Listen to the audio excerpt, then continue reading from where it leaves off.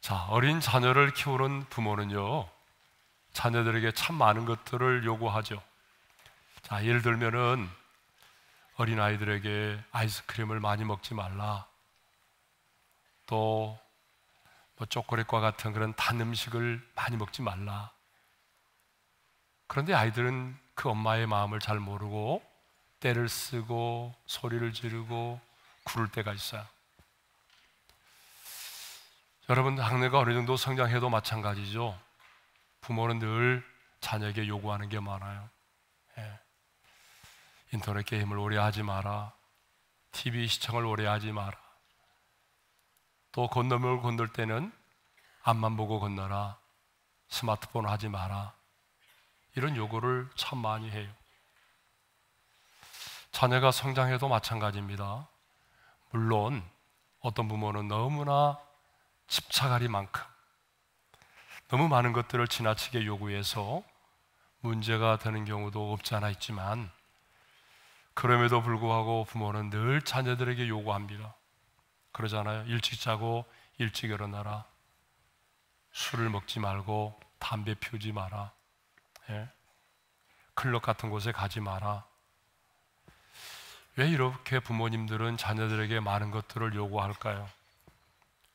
결국은요, 자녀의 건강과 자녀의 안정과 자녀의 행복을 위해서입니다.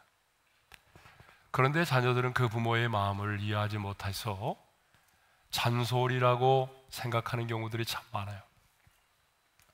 자, 그런데 성경을 보게 되면 하늘에 계신 하나님 아버지께서도요, 자녀된 우리들에게 반복하여 많은 것들을 요구하십니다. 이렇게 살아야 된다, 이렇게 살면 안 된다, 이렇게 행하라, 아니 이것들은 하지 말라 라고 요구하시죠. 신명기도 보게 되면 하나님은요, 가나안의 입성을 앞두고 있는 이스라엘 백성들에게 주의 말씀을 지켜 행하라, 계명대로 살아라 라고 하는 말씀을 반복해서 하고 계십니다. 정말 잔소리처럼 들릴 정도로 반복해서 말씀하고 계십니다. 그러면 왜 하늘에 계신 하나님 아버지는 이 땅을 살아가는 당신의 자녀된 우리들에게 이렇게 많은 명령과 규례를 지킬 것을 요구하실까요? 자, 그 이유를 신명기 10장 13절에서 이렇게 말하고 있어요. 우리 함께 읽겠습니다. 다 같이요. 내가 오늘 내 행복을 위하여 내게 명하는 여호와의 명령과 규례를 지킬 것이 아니냐. 자, 내 행복을 위해서라는 거예요. 하나님 자신을 위해서가 결코 아니라는 것입니다. 여러분, 그렇습니다. 하나님은요, 우리가 여호와를 경외하지 않고 또 우리가 그 하나님을 사랑하지 않아도 하나님 그 자체로 완전하신 분입니다. 내가 뭐 그 명령과 규례와 법도를 지켜 행한다고 해서 하나님이 더 거룩하신 분이 되고 또 하나님이 선하신 분이 되는 게 아니에요. 하나님은 그 자체로 온전하시고 완전하신 분입니다. 그런데 왜 하나님은 자녀된 우리에게 끊임없이 여호와를 경외할 것을, 여호와를 사랑할 것을, 아니 그 명령과 법도를 지킬 것을 우리에게 요구하십니까? 하나님 자신을 위해서가 결코 아니라는 거예요.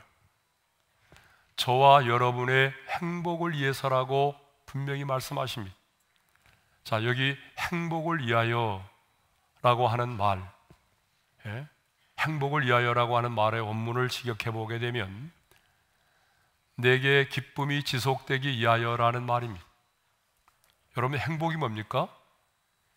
기쁨이 지속되는 것이 바로 행복입니다. 거기만 끄덕이지 말고 아멘 해보세요. 예? 부모님 생각하느라고 오늘 그러시는 거예요? 여러분, 행복이 뭐라고요? 기쁨이 지속되는 거예요. 그런데 여러분, 이 세상에요, 그 어떤 것도 기쁨이 지속되게 해줄 수 있는 것은 아무것도 없어요. 돈도 한순간의 기쁨이죠. 명예도 한순간이에요. 세상의 그 어떤 것도 우리로 하여금 기쁨이 지속되게 해주는 것은 아무것도 없습니다. 그런데 우리가 이 땅을 살아가면서 여호와를 경외하고 또 그 하나님을 사랑하고 그래서 그 말씀대로 우리가 순종하여 살아가면 놀라운 사실은 고난의 길이지만 상황을 뛰어넘는 그런 기쁨이 우리에게 주어진다는 사실입니다. 우리는 하나님의 형상대로 지음받은 사람들입니다. 하나님의 형상대로 지음을 받은 우리 인간은요, 내가 하나님을 경외하고 그리고 내가 마음을 다하여 하나님을 사랑하고 그분이 말씀하신 대로 그 명령에 순종하여 살아가게 되면 놀라운 영혼의 기쁨과 행복이 임한다는 것입니다. 이것은 경험해 본 사람만 알 수 있습니다. 오늘 우리에게 부모를 공경하고 순종하라고 명령하신 이유도 마찬가지입니다. 자, 신명기 5장 16절에 보게 되면 이런 말씀이 있습니다. 다 같이요. 너는 내 하나님 여호와께서 명령한 대로 내 부모를 공경하라. 부모를 공경하라고 명령하고 있죠. 그리고 사도 바울도 에베소서 6장 1절과 2절에서 이렇게 말하고 있어요. 다 같이요. 자녀들아 주 안에서 너희 부모에게 순종하라. 이것이 옳으니라. 내 아버지와 어머니를 공경하라. 자, 왜 하늘에 계신 하나님 아버지께서 당신의 자녀된 저와 여러분들에게 부모를 공경하고 또 부모에게 순종할 것을 왜 명령하고 왜 요구하십니까? 우리를 속박하기 위해서입니까? 아니면 우리에게 또 하나의 무거운 짐을 지우기 위해서입니까? 아니, 하나님 자신을 위해서입니까? 아니라는 거예요. 그 명령대로 순종하여 살아가면 내 영혼이 행복하고 기쁘기 때문이라는 거예요. 하나님은요, 저와 여러분들이 이 세상을 살아가는 동안에 정말 행복한 자로 살기를 원하세요. 넓은 길을 걸으면서, 멸망의 길을 걸으면서 순간의 쾌락을 맛보며 사는 것보다는 십자가를 지고 내 자신을 부인하고 좁은 길을 걸을지라도 하나님이 주시는 평안과 기쁨을 누리며 행복한 자로 살기를 원하십니다. 자, 그래서 오늘 내 부모를 공경하라고 하는 계명을 생각해 보겠어요. 에베소 6장 2절에 이런 말씀이 있습니다. 다 같이요. 내 아버지와 어머니를 공경하라. 출애굽기 10장 12절에도 이런 말씀이 있어요. 내 부모를 공경하라. 근데 여러분, 이 공경이라고 하는 단어 있잖아요. 이 공경이라는 단어는 구약 성경을 보니까요, 아무에게나 사용하지 않았어요. 오직 하나님과 하나님과 부모님에게만 공경이라는 단어가 사용되었어요. 하나님과 부모님에게만. 왜 그랬을까요? 그것은 이 땅의 부모가 하나님을 대신하는 영적인 권위를 가지고 있기 때문에 그렇습니다. 그러니까 내 부모를 공경하라 하는 이 말씀은요, 하나님께서 우리 인간에게 주신 법이요, 또 하나님의 명령이요, 또 창조의 질서인 것입니다. 그러므로 여러분, 이 계명은요, 내가 지켜도 되고 안 지켜도 되는 선택의 문제가 아닙니다. 반드시 지켜야만 한다는 거예요. 그러면 히브리어로 공경이라고 하는 단어의 의미가 무엇이죠? 여러분, 이 공경이라고 하는 단어에는 원래 우리 몸 안에 있는 내장을 가리킬 때 간장 혹은 무곰이라는 단어에서 나왔어요.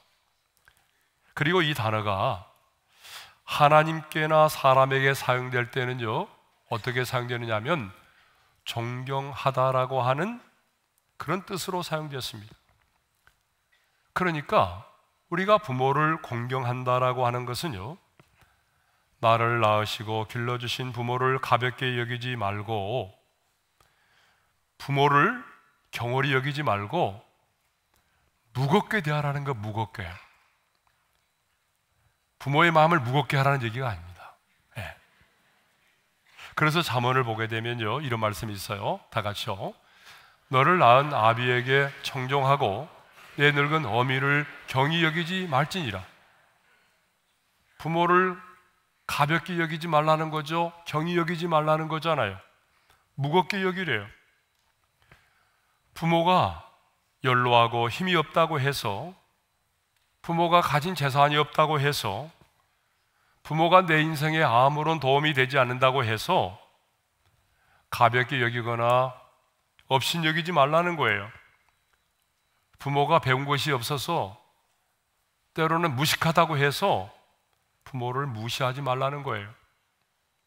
자, 또 부모를 공경하라고 하는 말씀은요, 나에게 생명을 주신 부모를 생명의 주인이신 하나님을 대하듯 존중히 여기라, 그 말입니다. 자, 아까 부모 공경의 첫 번째 의미가 무겁게 대하라고 그랬잖아요. 두 번째 의미는 뭐예요? 존중히 여기라는 거예요. 여러분, 솔로몬 왕 있죠? 이 솔로몬 왕은요, 어머니 밧세바가 자신에게로 나올 때에 아주 극진한 사랑과 존경으로 어머니를 맞이했어요. 열왕기상 2장 19절 말씀을 읽겠습니다. 다 같이요. 왕이 일어나 영접하여 절한 후에 다시 왕자에 앉고 그의 어머니를 위하여 자리를 베푸니 그가 그의 오른쪽에 앉는지라. 솔로몬은 당시에 왕이었어요. 왕이었지만 자신의 어머니가 자신에게로 나올 때에 그는 일어나서 어머니를 영접했습니다.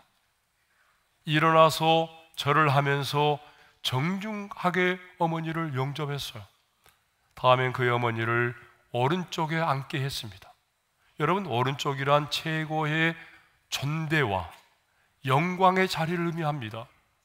그런 자리에 어머니를 앉게 했어요. 솔로몬은 어머니에 대해서 극진한 사랑과 존경을 표하였던 것입니다. 솔로몬은 왕이었지만요, 자신을 낳아주신 어머니를 이렇게 최고의 존경스러운 모습으로 어머니를 대했습니다. 그렇습니다. 여러분, 부모를 공경하는 것은요, 나를 낳으시고 길러주신 그 부모님을 가볍게 여기지 않고 존중히 여기는 마음의 태도를 말하는 것입니다. 그런데요, 이 부모를 공경하는 것은 가볍게 여기지 않고 존경하는 마음의 태도만을 갖는 것으로 끝나지 않습니다. 부모를 공경하는 마음의 태도를 가진 사람은요, 너무나 자연스럽게 주 안에서 부모님의 말씀에 순종한다는 거예요. 그래서 1절에 이런 말씀이 있잖아요. 다 같이요. 자녀들아, 주 안에서 너희 부모에게 순종하라. 이것이 옳으니라. 여러분, 순종이라고 하는 말의 원래 뜻이 뭐냐 그러면 잘 듣는다, 주의 깊게 귀를 기울인다는 의미입니다. 그러니까 부모님을 공경해서 마음으로부터 부모의 권위를 인정하는 사람은 부모의 말씀을 잘 듣는다는 거예요. 부모님의 말씀에 주의를 기울여서 집중하여 듣는다는 것입니다. 그러므로 부모에게 순종하라고 하는 말씀은 부모님의 말씀을 잘 듣고 그 말씀에 따라 행동하는 것을 말합니다. 그런데 여러분, 자, 부모를 공경하라고 하는 이 말씀에는 조건이 있어요, 없어요? 조건이 없어요. 부모를 주 안에서 공경하라 이렇게 말씀하지 않아요. 그런데 부모에 대한 순종은 뭐예요? 조건이 있어요. 우리 다시 한번 1절을 읽어볼까요? 다 같이요. 자녀들아, 주 안에서 너희 부모에게 순종하라. 이것이 옳으니라. 그러니까 부모의 말씀에는요, 조건이 있어요. 순종에는 조건이 있다는 거예요. 그 조건이 뭐예요? 주 안에서입니다. 주 안에서예요. 그러면 주 안에서라는 말의 의미는 뭘까요? 진리 안에서 순종하라는 것입니다. 예수님의 관점에서 순종하라는 거예요. 부모님이 요구하는 것 중에는요, 우리가 순종할 수 없는 것들이 있어요. 여러분, 그렇죠? 부모님이 우리에게 요구하는 것 가운데 우리가 순종할 수 없는 게 있단 말이에요. 자, 어떤 게 있을까요? 예를 들면은 신앙생활에 대하여 예수를 믿지 말라고 말한다든지, 교회를 가지 말라고 말한다든지, 기도를 하지 말라고 말한다든지 이런 거 있잖아요. 또 아니면은 우상 숭배를 강요한다든지 이런 거 있어요. 또한 이단의 신천지라든지 이런 이단으로 빠지게 만든다든지, 이단의 사상을 자꾸 접하게 만든다든지, 이런 것들은 우리가 절대로 순종해서는 안 되겠죠. 그러니까 여러분, 공경과 순종은요 굉장히 유사한 것처럼 보이지만 차이가 있어요. 공경은요 부모의 권위에 대한 마음의 태도를 가리키는 거예요. 순종은요 부모의 권위에 반응하는 외적인 행동을 가리킵니다. 근데 여러분, 한번 물어보겠습니다. 순서로 본다면 공경이 먼저일까요? 아니면 순종이 먼저일까요? 그렇게 중얼중얼거리면 제가 알아들을 수가 없어요. 네. 자, 분명하게 하셔야 돼요. 공경이 먼저일까요? 순종이 먼저일까요? 예. 순종이라는 분이 몇 분 계시고 다 공경이라고 말씀하신 것 같은데, 맞습니다. 공경이 먼저예요. 왜냐하면요 공경이 없이는요 진정으로 부모의 말씀에 순종할 수가 없어요. 참된 순종은요 공경에서부터 나오기 때문이죠. 물론 공경이 없이 순종하는 자도 있을 수 있어요. 그러나 엄밀하게 말하면 그것은 이선이고 가식이죠. 그래서 부모를 공경하는 것이 먼저라는 거예요. 그런데 부모를 공경하는 것이 아니라 부모를 공격하는 사람들이 많아지고 있어요. 예? 주일학교 다니는 한 어린아이가 교회를 갔다 오더니 집에서 10계명을 막 암송을 하고 있어요. 근데 5계명을 암송하는데 부모를 공경하라가 아니라 부모를 공격하라고 암송을 하고 있는 거예요. 그래서 듣고 있던 아빠가 그 모습을 보고, 야, 부모는 공격이 아니라 공경이라고 가르쳐 줬어요. 그러자 아들이, 그러면 공경하라는 말씀이 뭐고 공격하라는 말씀이 뭐예요? 어떻게 달라요? 라고 물어봤어요. 그러자 아빠는요 이렇게 말했어요. 공격은 엄마 아빠한테 덤비면서 말을 잘 안 듣는 것이고, 공경은 엄마 아빠를 사랑하고 말씀을 잘 듣는 거란다. 그러자 아이는요 아빠에게 이렇게 말했답니다.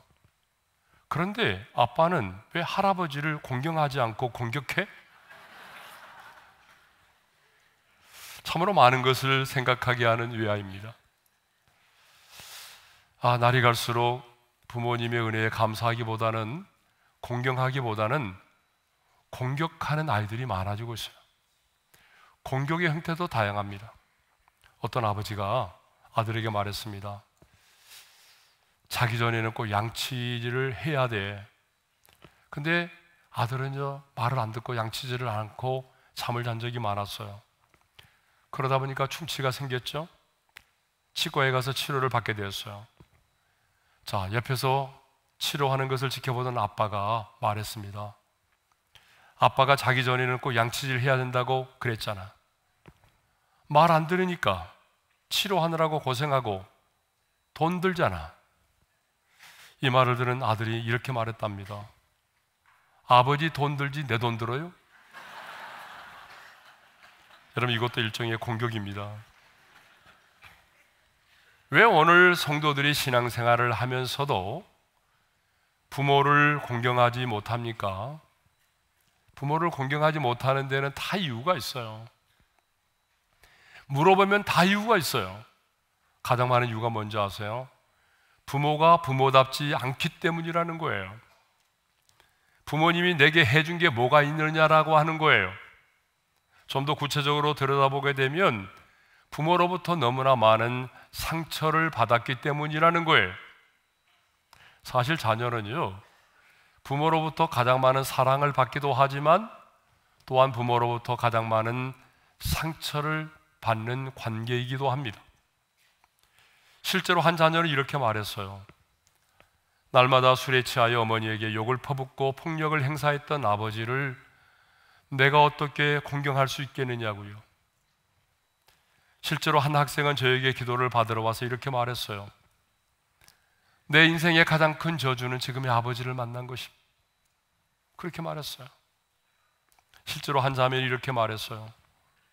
도움을 주지 못할 망정 왜 내게 돈을 가져오지 않느냐라고 행패를 부려서 아빠가 지금 어머니와 함께 밖에 나와서 생활하고 있는데 이런 아버지를 내가 어떻게 공경할 수 있겠느냐는 거예요. 예? 여러분 같으면 이런 부모를 공경할 수 있겠어요? 사실 우리 자신에게도 약점과 허물이 있듯이 우리의 부모에게도 많은 약점과 허물이 있습니다. 여러분, 우리 부모님에게도 지우개가 있다면 지워버리고 싶은 과거의 아픔과 상처가 있습니다. 자녀를 노엽게 한 적도 있고요. 약속을 지키지 못한 적도 있습니다. 부모의 자녀의 마음에 돌이킬 수 없는 상처를 안겨준 부모도 있어요.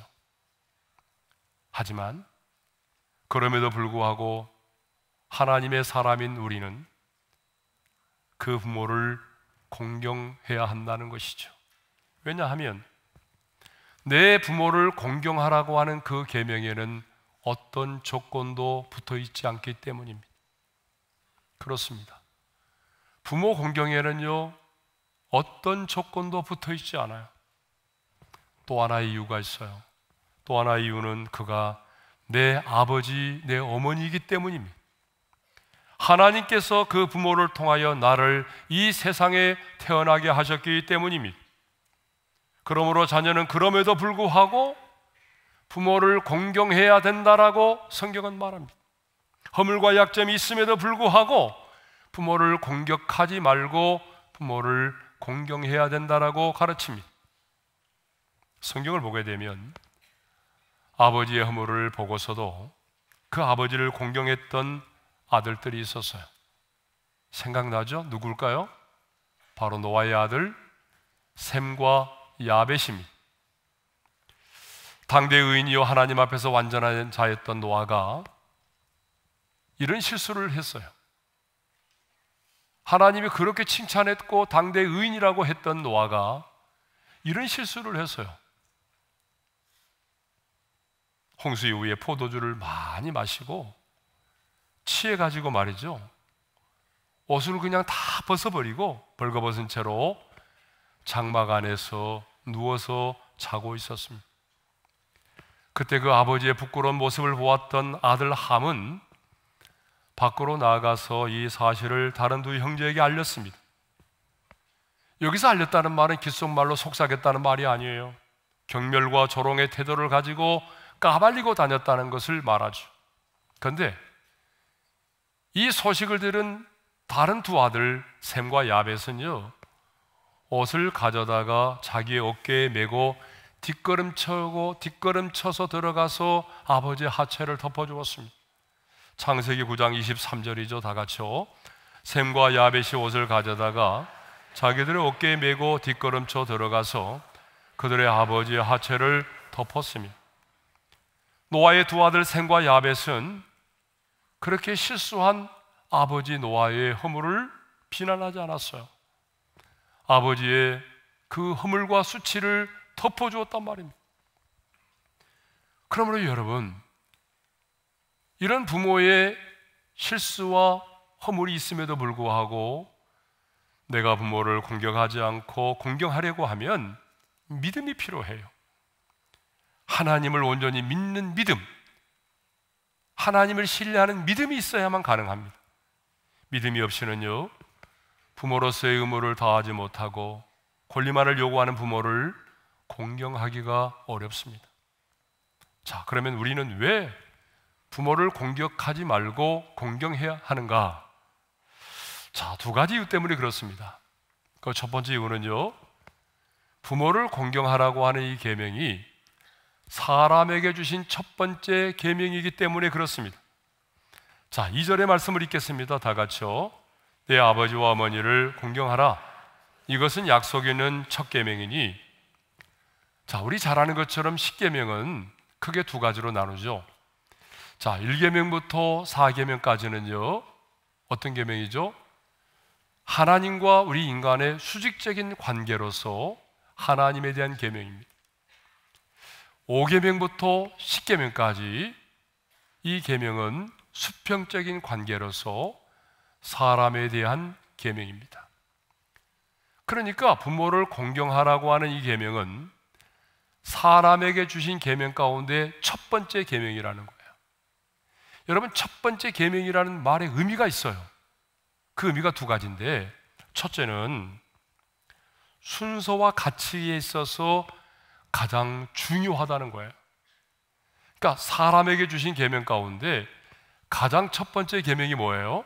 부모를 공경하라고 하는 계명인데, 왜 하나님께서 사람에게 주신 계명 가운데 부모를 공경하라고 하는 계명을 가장 첫 번째 계명으로 주셨느냐? 그것은 인간에게 주신 계명 가운데 가장 우선하고 가장 가치 있고 가장 중요한 계명이기 때문이라는 거예요. 그래서요, 10계명 중에 특별히 사람에게 주신 계명 가운데 어떤 계명도 약속이 주어져 있지 않아요. 그런데 제5계명만큼은 약속이 주어져 있다는 거예요. 자, 예를 들면은요, 살인하지 말라. 그 다음에 이런 약속이 주어졌나요? 그리하면 내가 오래 살리라. 도적질하지 말라. 그리하면 내가 복을 받으리라. 이런 약속이 주어져 있잖아요. 그런데 부모를 공경하라고 하는 계명에는 어떤 약속이 주어져 있나요? 우리 한번 같이 읽어볼까요? 다 같이요. 그리하면 내 하나님 여호와가 내게 준 땅에서 내 생명이 길고 복을 누리리라. 예, 이게 바로 첫 번째라는 의미예요. 자, 두 번째, 첫 번째라고 하는 두 번째 의미는 뭐냐면, 이 부모를 공경하라고 하는 계명이 우리 모든 관계에 있어서 기본이 되고 기초가 된다는 거예요.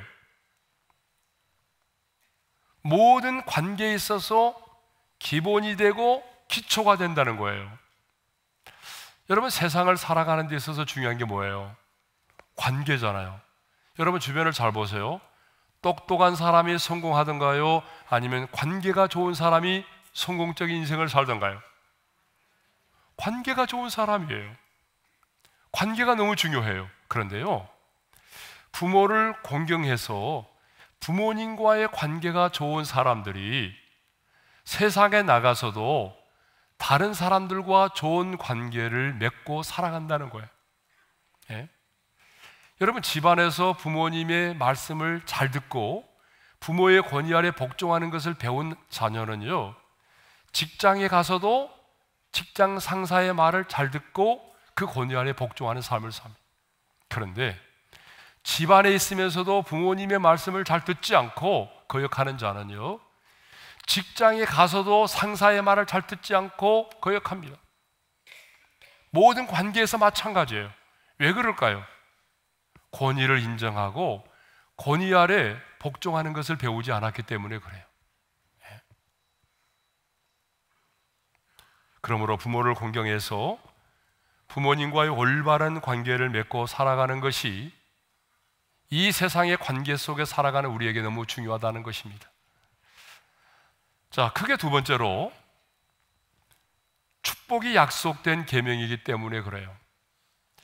부모를 공경하라고 하는 계명에는 하나님의 약속이 보장되어 있다라고 방금 우리가 나눴잖아요. 그러면 하나님이 부모를 공경하라고 하는 계명과 함께 약속하신 복이 뭐죠? 자, 3절의 말씀을 읽겠습니다. 다 같이요. 이로써 내가 잘되고 땅에서 장수하리라. 그런데 여러분, 누가 이 복을 받습니까? 공경을 받는 부모가 이 복을 받습니까? 부모를 공경하는 자식이 이 복을 받습니까? 아니, 좀 확신을 가지고 얘기해 보세요. 부모가 이 복을 받습니까? 아니면 부모를 공경하는 자식이 복을 받습니까? 자식입니다, 자식. 만일 부모가 이 복을 받는다면요, 성경엔 이렇게 기록되어 있어야 되겠죠. 다 같이 한번 읽어볼까요? 다 같이요. 자식이 부모를 공경하면 부모는 땅에서 잘되고 부모의 생명이 길리라. 근데 성경은 이렇게 기록되어 있지 않아요. 성경은 분명히 부모를 공경하는 자식이 땅에서 잘되고 장수하리라고 말씀하고 있습니다. 그러니까 하나님께서 약속하신 그 잘됨과 장수의 축복이 부모가 아닌 자식에게 있다는 것이죠. 그런데 우리는요, 내가 부모를 공경하면 부모만 좋고 나는 손해를 본다는 생각을 가지고 있어요. 많은 분들이. 근데 여러분, 이제는 그것은 세상 사람들이 하는 계산의 방식입니다. 세상 사람들이 하는 계산의 방식은, 그래, 내가 부모님에게 이렇게 많은 용돈을 드리면 내가 당연히 손해지, 부모님만 이익 보는 거 아니야? 여러분, 이런 생각을 한단 말이에요. 이것은 이 땅에 속한 사람들의 계산의 방식이에요. 근데 하나님의 계산의 방식은 너무 달라요. 우리가 이 땅에 살면서 부모를 공경하면 결코 그것이 내게 손해가 되지 않고 훗날에 내 인생의 행복이 되고, 그리고 내가 이 땅에 사는 동안에 잘됨과 장수의 복을 받게 된다는 것입니다. 하나님이 약속을 하셨어요. 노아의 아들들 중에 누가 저주를 받고 누가 복을 받았습니까? 아버지의 허물을 덮어줌으로 공경했던 셈과 야벳은 영적인 축복과 창대케 되는 복을 받았습니다. 하지만 아버지의 허물을 들추어내고 부모의 권위에 도전했던 함은 그 후손들이 다른 형제들의 노예가 되는 저주를 받았습니다. 잠언 20장 20절에도 이런 말씀이 있어요. 우리 함께 읽겠습니다. 다 같이요. 자기의 아비나 어미를 저주하는 자는 그의 등불이 흑암 중에 꺼짐을 당하리라. 여러분, 이 말은 참 무서운 말입니다. 그의 등불이 흑암 중에 꺼짐을 당한다는 거예요. 그 생명이 오래가지 못한다는 거예요, 지금. 예. 미국의 강철왕 카네기를 여러분 아실 겁니다. 카네기, 카네기 재단도 있고 그러잖아요. 이 카네기는 원래 영국 사람이었어요. 집안이 너무나 가난하고 어려워서 부모님과 함께 미국으로 이민을 갔습니다. 그런데 미국으로 이민을 와서 고생하며 살던 중에 카네기가 21살입니다. 21살 되었을 때에 아버지가 돌아가셨습니다. 그래서 카네기는 혼자 사는 어머니께 효도를 하기 위해서 다짐을 합니다. 21살의 나이에 결혼을 하지 않기로 결심을 했어요. 그 이유가 뭐냐? 혼자 사는 어머니께 효도를 하기 위해서 결혼을 하지 않기로 결심을 합니다. 혼자 사는 어머니에게 효도하기 위해서. 자기가 결혼한 후에 혹시 부인이나 자녀들 때문에 어머니께 불효할 것을 염려했기 때문입니다. 그래서 그는 어머니를 잘 모시고 살았습니다. 그리고 어머니가 돌아가시고 난 다음에 그의 날이 52살이 되어서야 결혼을 했다는 것입니다. 저는 52살이 되어서 결혼하는 말이 아닙니다. 그 마음이 얼마나 중요합니까? 예, 그 마음이. 그래서 카네기는요, 이 땅에서 정말 이 땅에서 잘 되는 그런 축복을 받아 누리게 되었습니다. 자, 성도 여러분, 왜 하늘에 계신 하나님 아버지께서 이 땅을 살아가는 하나님의 자녀된 저와 여러분에게 내 부모를 공경하라고 명령하실까요? 그것은 하나님 자신을 위해서도 아닙니다. 우리의 부모님을 위해서도 아닙니다. 엄밀하게 말하면 주님은 분명히 말씀합니다. 너의 행복을 위해서. 네가 그렇게 살아가면 힘들고 어렵겠지만 그래도 네 영혼은 기쁘고 평안하고 행복할 거야. 부모를 공경하고 살아가면 너는 행복한 자로 살아갈 수 있어.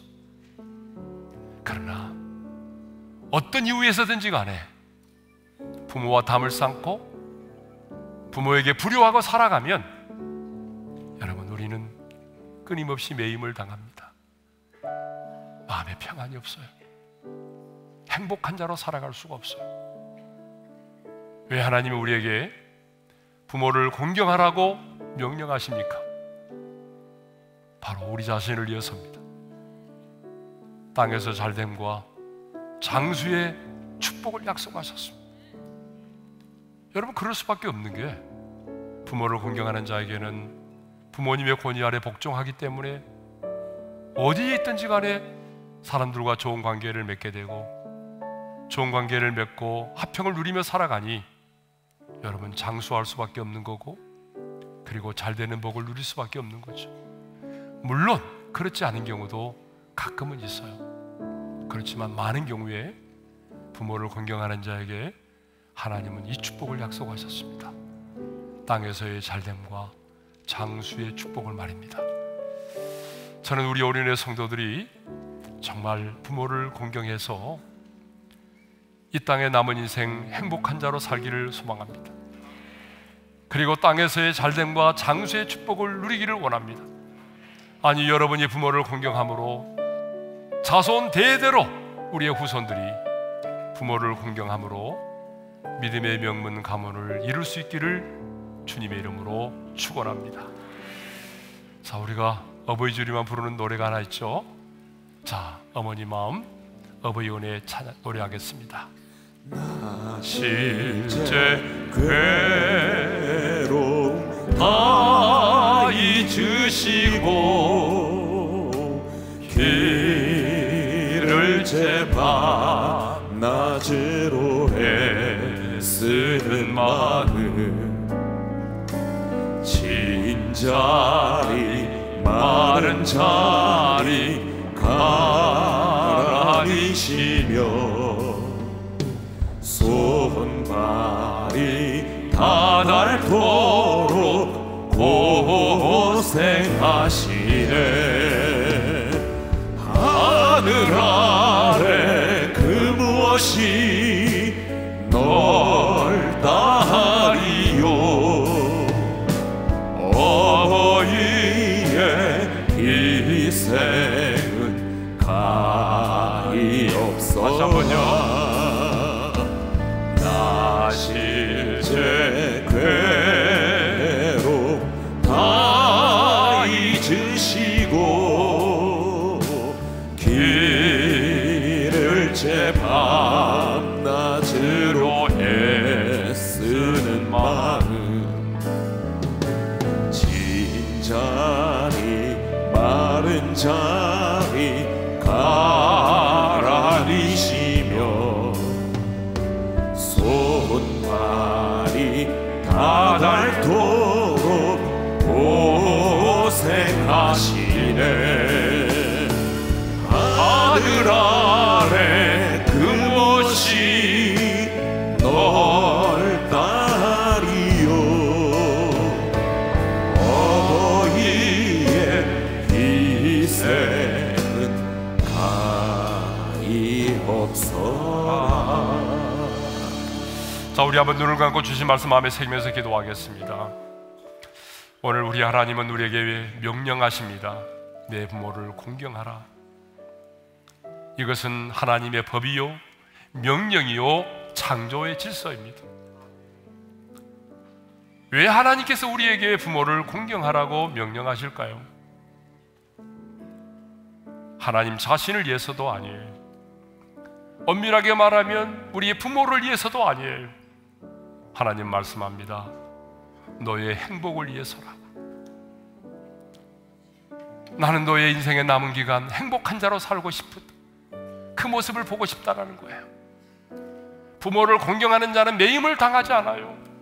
힘들고 어렵지만 매임을 당하지 않습니다. 그러므로 행복한 자로 살아가는 거예요.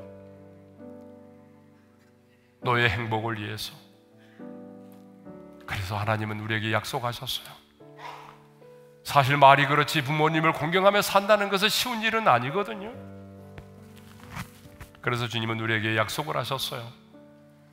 땅에서 잘되고 장수하리라. 성도 여러분, 이 부모를 공경하라고 하는 명령은요, 어느 한순간 나와는 상관이 없는 계명이 되어버려요. 우리가 다른 계명을 지키지 못하면 이후에라도 지킬 수가 있어요. 그렇지만 이 부모를 공경하라고 하는 이 계명은 부모님이 떠나시고 나면 나와는 상관이 없는 계명이 되어버립니다. 그러므로 여러분, 오늘 부모를 공경하셔야 됩니다.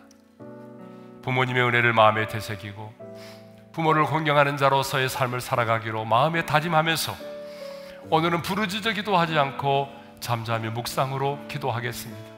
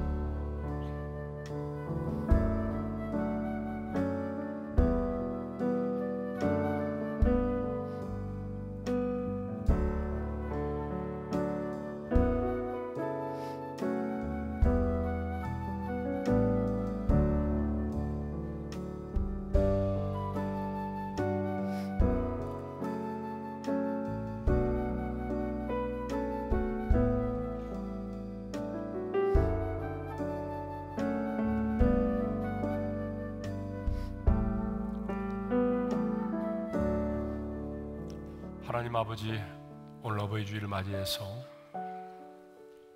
다시 한번 부모님의 은혜를 마음에 되새기게 해주시고 부모 공경의 마음을 결단하게 해주셔서 감사를 드립니다. 하나님, 부모를 가볍게 여기지 않고 경홀히 여기지 않고 조건과 상황을 뛰어넘어서 마음으로부터 우러나오는 존중히 여기는 태도를 갖기를 원합니다. 내 부모를 존중히 여길 수 있는 자녀들이 되게 하여 주옵소서. 부모님의 말씀에 귀를 기울이고 순종할 수 있는 자녀들이 되게 하여 주옵소서. 그래서 우리가 이 땅을 살아가는 동안에 부모를 공경하는 자에게 약속된 그 축복, 땅에서의 잘됨과 장수의 축복을 모든 성도들이 누리게 하여 주옵소서. 그리고 하나님께서 우리에게 말씀하신 것처럼 행복한 자로 이 땅을 살아가게 도와주십시오. 우리의 가문이 돈은 없어도 자손 대대로 부모를 공경하고 순종하여 믿음의 명문 가문을 이루게 하여 주옵소서. 이제는 우리 주 예수 그리스도의 은혜와 하나님 아버지의 영원한 그 사랑하심과 성령님의 감동, 감화, 교통, 인도하심이 부모를 공경하는 자로 이 땅을 살아가기를 소망하는 모든 성도들 위해 이제로부터 영원토록 함께 하시기를 축원하옵나이다. 아멘.